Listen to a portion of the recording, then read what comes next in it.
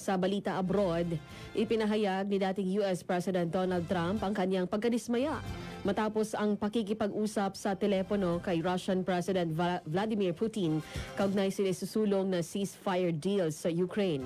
Ayon pa kay Trump, tila walang intensyon si Putin na itigil ang kaguluhan. Hindi rin umano napag-usapan ang pansamantalang pagtigil ng Amerika sa pagpapadala ng armas sa Ukraine. Makalipas lamang ang ilang oras mula sa kanilang pag-uusap, iniulat ng mga opisyal ng Kyiv ang ginagawang drone attack ng Russia na nagdulot ng sunog at palitan ng putukan sa rehiyon.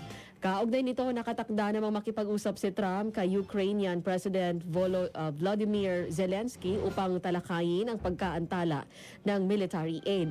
Samantala, tahasang sinabi naman ni Kremlin na bukas sila sa pag-uusap.